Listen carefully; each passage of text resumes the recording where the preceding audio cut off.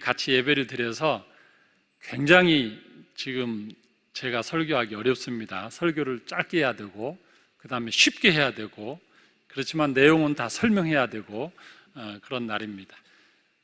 오늘은 조성하기도 저희 가정 얘기를 먼저 하면서 가정의 달이니까 가정 얘기를 하면서 좀 시작하겠습니다. 저는 어렸을 때 저희 집은 굉장히 가난했습니다. 저희 아버님이 일찍 돌아가셨고 7남매를 남겨두고 돌아가셔서 저희 집이 사는 집도 저희 집이 아니었고 시골에서는 남의 땅에 빌려서 집을 이렇게 짓고 사는 경우 있잖아요.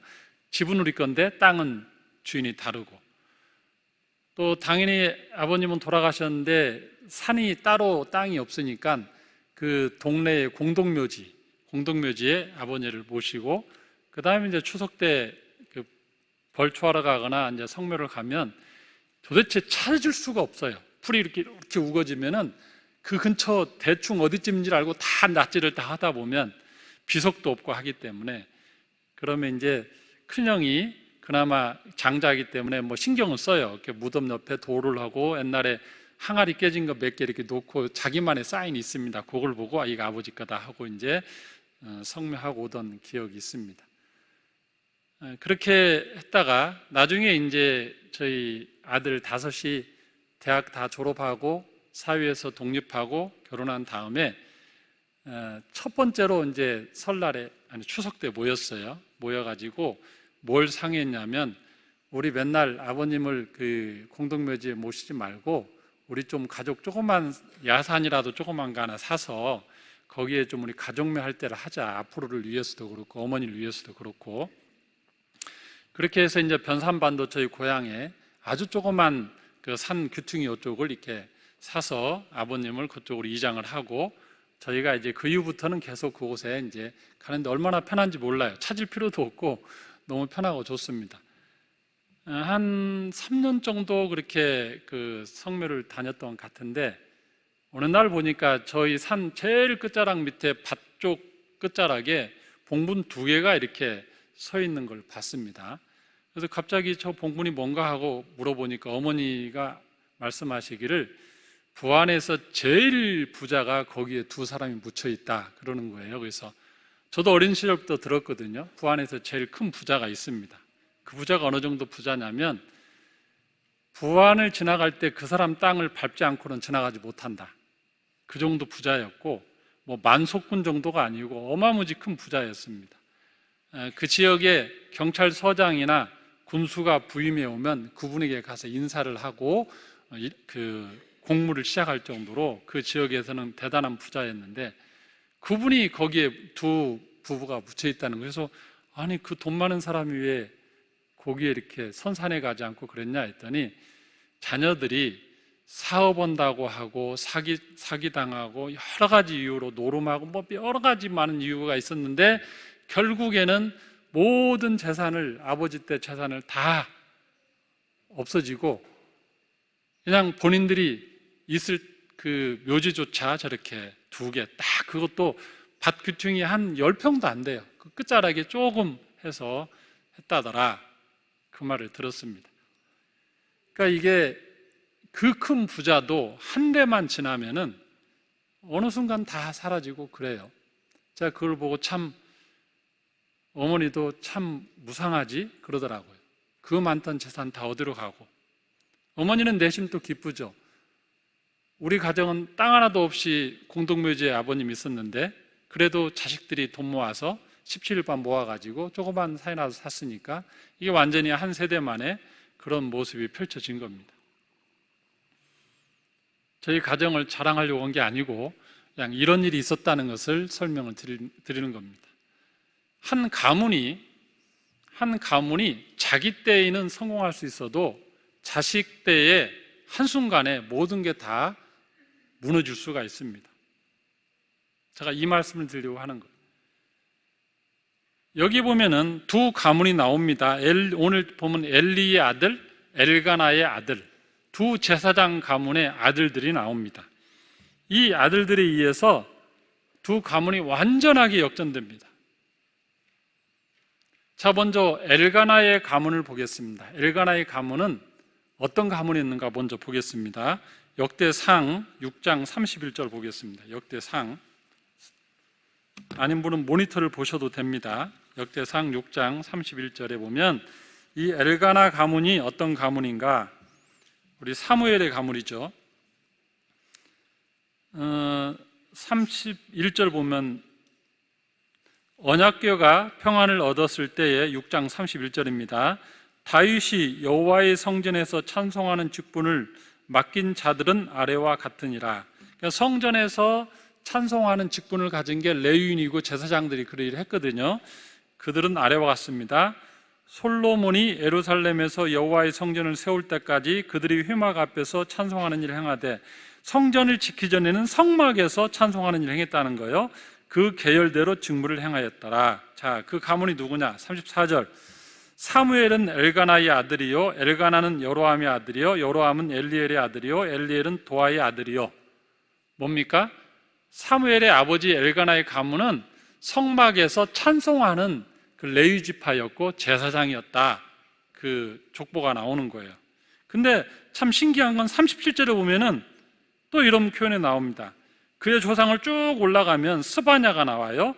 스바냐는 다핫의 아들이요, 다핫은 마실의 아들이요, 아실의 아들이요, 아실은 에비아삽의 아들이요, 에비아삽은 고라의 아들이요.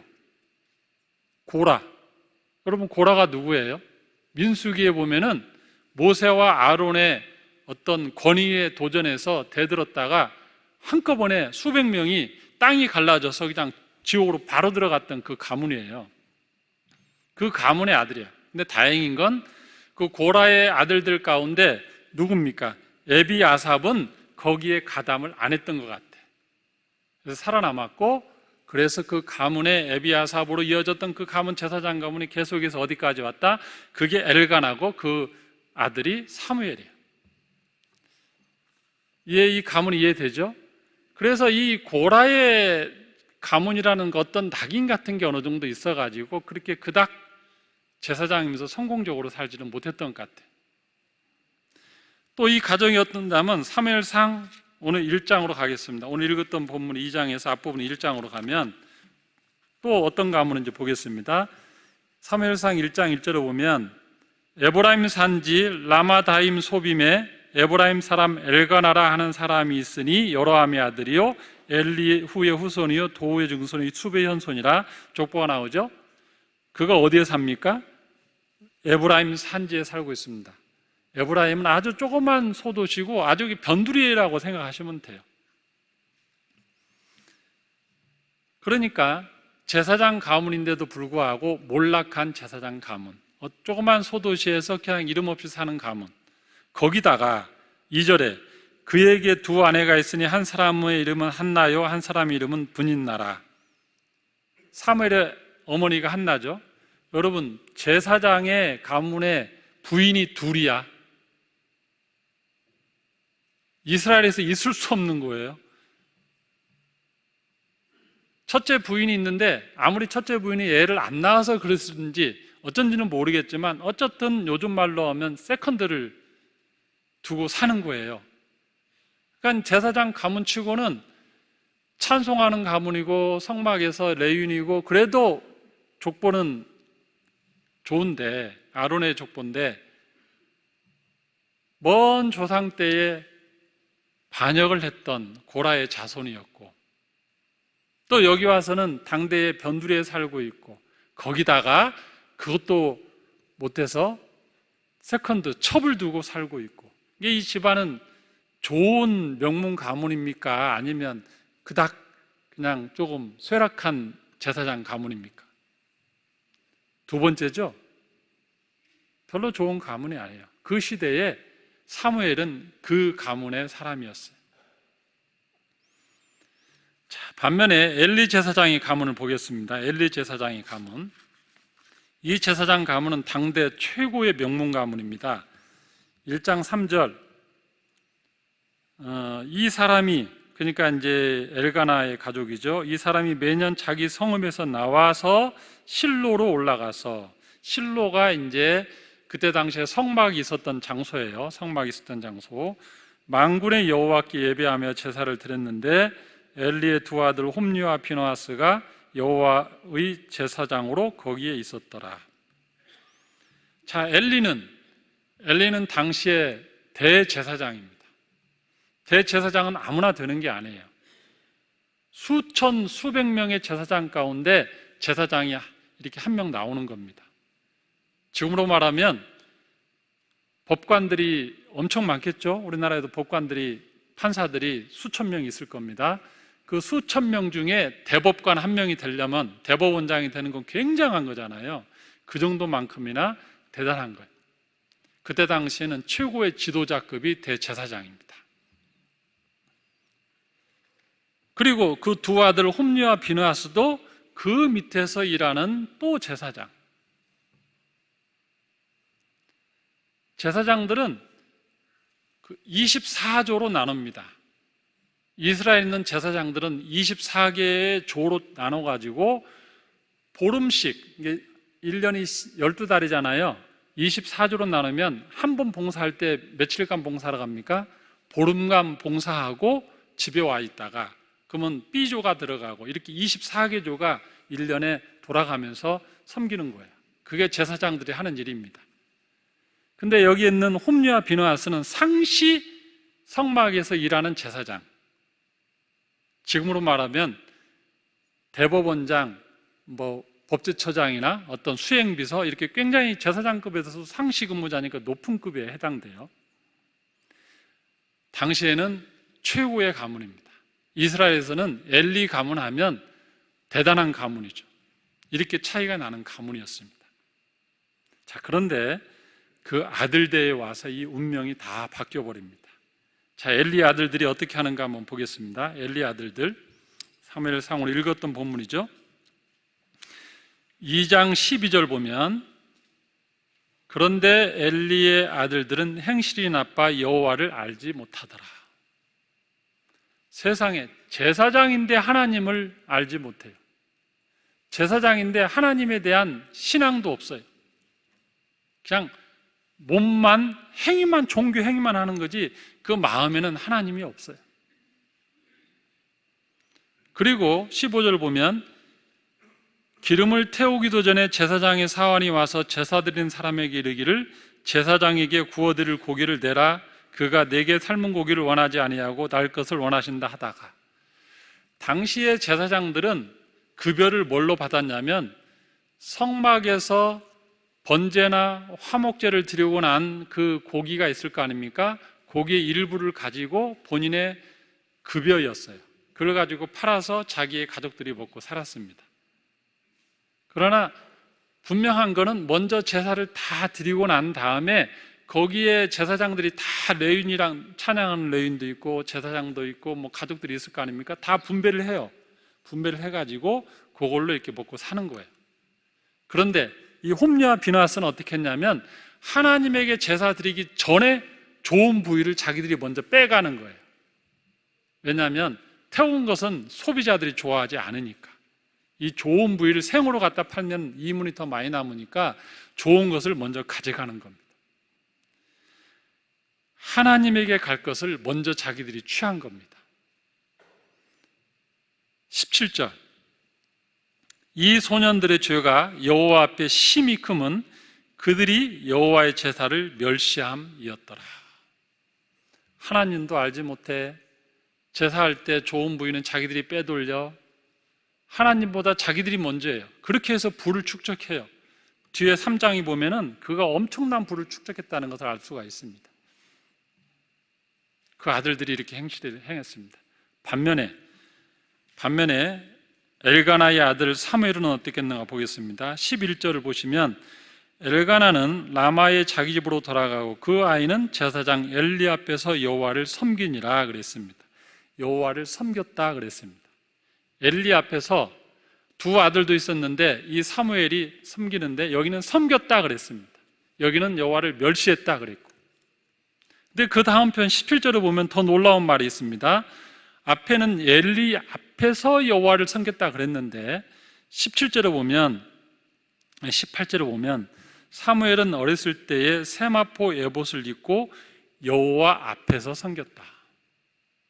이게 아무것도 아닌 것 표현 같지만 두 아들이 하나님을 멸시하고 고기를 빼돌리고 돈을 착복하고 불을 축적할 때 이 어린 사무엘은 엘리 앞에서 또 하나의 그 어떤 종교적인 지도자로 커나갑니다. 하나님을 섬기는데 저는 여기다 뭘 붙이고 싶냐면 엘리의 아들들은 하나님의 진노 가운데 제사장 일을 하고 있고 사무엘은 하나님이 기뻐하는 가운데 그 일을 하고 있고 두 아들의 행실이 이렇게 차이가 나요. 자, 그 다음에 그 결과, 그러면 그 결과 어떻게 되는가? 엘리 가문이 어떻게 되는가 보겠습니다. 2장 32절 보겠습니다. 엘리 가문에 대한 하나님의 심판입니다. 하나님께서 다른 선지자를 통해서 엘리에게 하나님의 메시지를 전합니다.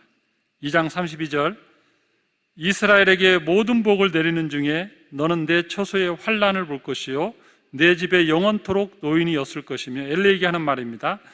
내 재단에서 내가 끊어버리지 아니할 네 사람이 내 눈을 쇠잔하게 하고 내 마음을 슬프게 할 것이요 내 집에서 출산되는 모든 자가 젊어서 죽을 것이다. 내 두 아들 홈리와 비나스가 한날에 죽으리니 그 둘이 당할 그 일이 내게 표징이 될 것이다. 엘리의 가문은 이제 하나님의 심판이 임했습니다. 내가 너희 가문이 영원한 나의 제사장 가문이 될 거라고 그 전에 복을 줬었는데 이 두 아들의 행실로 말미암아 너의 두 아들은 곧 동시에 죽을 것이고 그리고 그 후손들도 이제는 장수의 복을 누리지 못하고 젊어서 다 죽을 거다. 그게 너희 가문에게 내리는 나의 심판이다.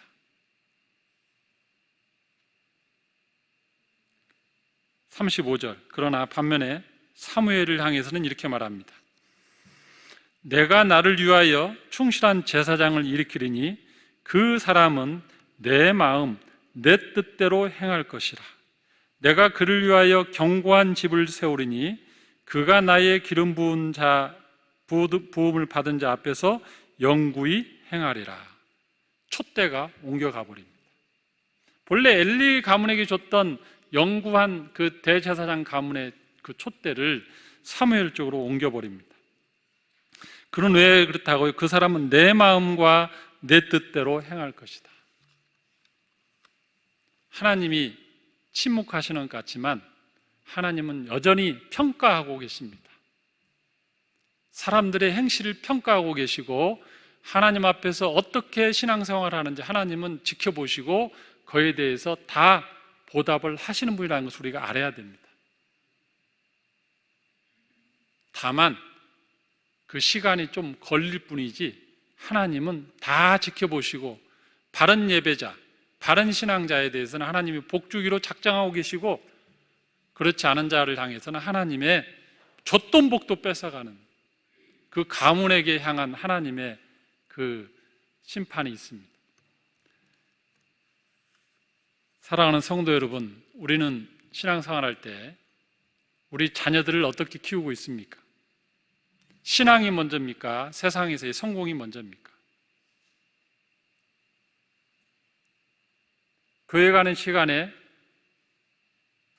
학원 선생님 쪽지게 과외하는 곳에 좋은 선생님이 그 시간에 든다고 하면 교회를 쉬고 쪽지게 과외를 보냅니까? 아니면 쪽지게 과외를 포기하고 예배로 아들을 보냅니까?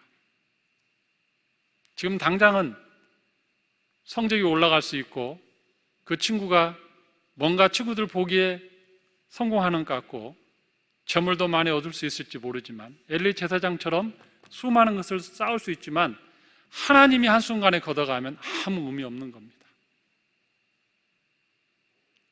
우리는 하나님 앞에서 뭔가 손해보는 것도 좀 과감하게 해야 돼요. 여기 하나님을 하면서 하나님의 전에서 일을 하는데 엘리와 엘리 제사장은 하나님의 일을 하면서 이익되는 일만 했습니다. 반면에 사무엘은 하나님의 마음에 합한 그 마음으로 일했고 엘리 가문을 향해서 선지자가 놀라운 말을 합니다. 2장 29절입니다. 이 말이 오늘의 결론입니다. 너희가 어찌하여 내가 내 처소에서 명령한 내 제물과 예물을 밟으며 내 아들들을 나보다 더 중히 여겨 내 백성 이스라엘이 드리는 가장 좋은 곳으로 너희들을 살지게 하느냐. 엘리에게 한 하나님의 평가는 뭐였냐면, 너는 왜 나보다 네 아들들을 더 소중히 여겼냐. 네 아들들이 하는 행실을 다 알면서도 그걸 막지 않았느냐. 그것이 하나님의 책망이었습니다. 반면에 이 엘가나의 가문, 다 읽지 않아도 한나와 엘가나는 지극정성으로 이 사무엘을 하나님 앞에 바쳤고 그를 통해서 얻은 바가 없습니다. 사랑하는 성도 여러분, 한때는 엘리의 가문이 최고의 가문이었고 그 자식들까지도 최고의 직업이라면 직업, 최고의 성공한 케이스였습니다. 반면에 이 엘가나 가문은 정말로 고라의 자손으로서의 그 오명이 있었고, 그 다음에 첩을 둔 그 가문으로서 변두리에서 사는 제사장으로 그렇게 별로 사람들이 알아주지도 않던 가문이었습니다. 하지만 한나의 기도와 이 사무엘이 하나님 앞에 바르게 섬김으로 말미암아 그 가문은 이제 명문 가문이 되고, 그 명문 가문이었던 엘리의 가문은 이제는 그 집안에 노인이 하나도 없는, 젊어서 다 죽는 그런 가문으로 전락합니다. 이제 말씀 마치겠습니다. 사랑하는 성도 여러분, 자녀들을 키울 때 아이들이 좋은 학교, 좋은 직장, 부유한 거, 재물, 그걸 향해서 아이들은 끊임없이 달려갈 겁니다. 그게 인간의 욕망이니까. 우리 부모들은 그럼에도 불구하고 사무엘처럼 키우려고 애를 써야 됩니다. 한나가 사무엘을 그렇게 하나님 앞에 바쳤고 하나님의 사람 되게 했고 하나님을 섬기는 자, 하나님을 기뻐하는 자로 삼는 것이 길게 보면 하나님의 축복이에요. 길게 보면 우선 당장 눈앞에 있는 성적, 눈앞에 있는 재물, 눈앞에 있는 어떤 권세, 이거에 자녀들이 휩쓸리지 않도록 믿음으로 우리 자녀들을 잘 키우시기를 주님의 이름으로 축원합니다. 기도하겠습니다. 하나님 아버지, 보잘것없는 가문 엘가나와 가문과 당대의 최고의 명문 가문 엘리 가문을 비교하면서 우리가 어떻게 자녀들을 키워야 할지, 어떻게 하나님 앞에서 예배드려야 될지, 어떻게 자녀들이 하나님 앞에 바로 서게 만들어야 되는지를 말씀을 통해서 알게 하시니 참으로 감사합니다. 어린이 주일 우리가 우리 아이들에게 가장 좋은 것들을 줄 수 있지만 최고의 선물은 그들을 하나님 앞에 세우는 것인 줄로 믿습니다. 하나님의 마음에 합한 예배자로 우리 자녀들이 서는 것이 최고의 축복임을 알게 하시니 감사합니다. 우리가 줄 수 있는 최고의 선물, 그들이 하나님 앞에서 신앙하고 예배하고 믿음을 가지고 하나님이 기뻐하는 자로 키우는 자녀들 되게 하여 주시옵소서. 감사드리며 예수님의 이름으로 기도하옵나이다. 아멘.